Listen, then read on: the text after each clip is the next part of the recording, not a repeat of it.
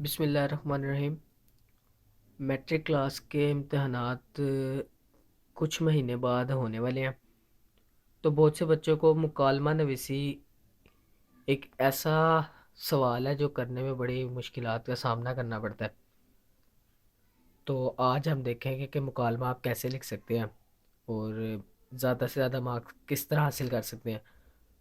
तो मुकालमा सवाल नंबर आपका इम्तहान में 7 आता है मेरे ख्याल से, या जो भी सवाल नंबर आता है आप सबसे पहले ऊपर 604 से, मेरा तो आपको मशवरा है कि लिखें 604 से आप सबसे पहले सवाल नंबर जैसे लिखा है सवाल नंबर मेंशन कर लें।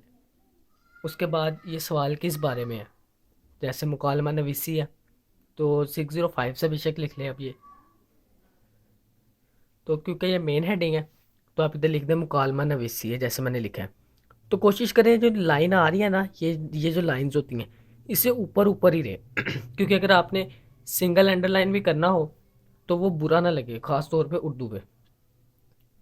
तो अब मिसाल के तौर पे आपका मुकालमा ये गाहक और दर्जी के दरमियान, तो आप ये पूरा ना लिखें कि गाहक और दर्जी के दरमियान मुकालमा लिखें, नहीं। आप क्या करें कि सिर्फ हेडिंग दे दें गाहक और दर्जी के दरमियान, बस ये हेडिंग दे दी, ठीक है। तो जो इसकी सबसे मेन बात है मुकालमे की वो मैं आपको भी आगे चल के बताता हूँ। तो इसके बाद आपने ना जो तमहीदी मंजरनामा होता है, मतलब किस तरह मुकालमा असल में है क्या, डायलॉग। तो सबसे पहले आपने वो सीन लिखना है कि किस तरह दोनों के दरमियान गुफ्तगू का आगाज़ हुआ है। तो जैसे मैंने लिखा है ईद के दिन करीब है, अली ईद के लिए नए कपड़े सिलवाने के लिए दर्जी के पास जाते हैं। तो चलो जी, दोनों में गुफ्तगू यूँ होती है। ये लिखने के बाद आपने सारा लिखना है कि किस तरह जी गुफ्तगू इनमें होती है।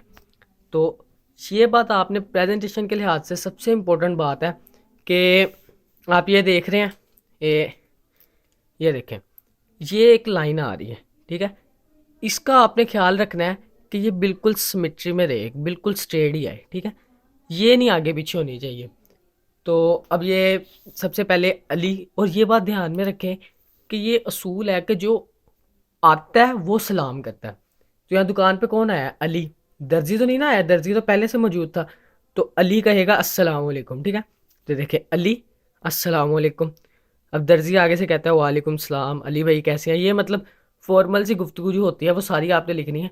जो मेन बात बताने वाली है ये देखें, अली दर्जी, ये कॉलम देख रहे हैं आप, और ये दोनों देखें एक दूसरे के बिल्कुल, ये ऊपर ये नीचे बिल्कुल सेम है। अब बार बार आप मार्कर खोलेंगे खोलेंगे आपका टाइम ज़ाया होगा। तो आप क्या करें, एक दफ़ा लिख लिया ना, उसके बाद आप डायलॉग्स देखें कि अब अली का अगला डायलॉग ये है, यहाँ आप एक डॉट लगा लें, ठीक है। अली का ये डायलॉग ख़त्म हुआ, चले नहीं, अगला डायलॉग कहाँ से है, यहाँ से, यहाँ डॉट लगा लें। और ये देखिए यहाँ अली लिखेंगे तो ये जगह जो है यहाँ से नहीं लिखना आपने, एक सिमेट्री रहने दें, यहाँ से लिखना शुरू करें। देखिए मेरी एक लाइन आ रही है बिल्कुल स्ट्रेट इस तरह, पहला डॉट यहाँ पे है, यहाँ पे अली का अगला डायलॉग है, यहाँ पे दर्जी। अब अली का अगला डायलॉग ये है, फिर यहाँ पे दर्जी। इस तरह ये डॉट लगा लिया आपने। अब एंड पे आप आराम से जैसे ही आपका पेपर सारा हो जाए तो आप यहाँ पे लिख लें। अब देखें, अब ये देखें मैंने जैसे लिख लिया, तो ये देखें, देख रहे हैं ना आप कि बिल्कुल सिमेट्री आई है एक।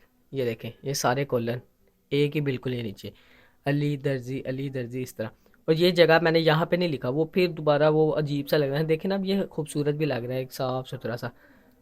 तो ये मुकालमा लिखने का तरीका है। जब मुकालमा एंड हो जाता है तो एंड पे भी एक मंजरनामा लिखते हैं छोटा सा, जिस तरह मैंने ये लिखा है इस तरह ही एंड पे भी एक लिखते हैं कि वो किस तरह फिर अली दुकान पे मतलब कह के जाता है कि ठीक है जी मैं इस हफ्ते आके ले जाऊँगा, ये वो जिस तरह भी आपने खुलासे वगैरह से कहीं से भी आपने ये देखा ही होगा हेल्पिंग बुक से।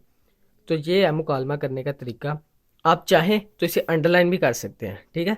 ऐसे भी छोड़ दो, उर्दू के पेपर में वैसे टाइम बहुत शॉर्ट होता है, ऐसे भी छोड़ देंगे कोई मसला नहीं है। तो चाहे तो आप ये भी कर सकते हैं अंडरलाइन इसको, ये देखें ये। बाकी इंशाल्लाह अगली वीडियो में आपको और भी कुछ टिप्स देंगे। तो मिलते हैं फिर।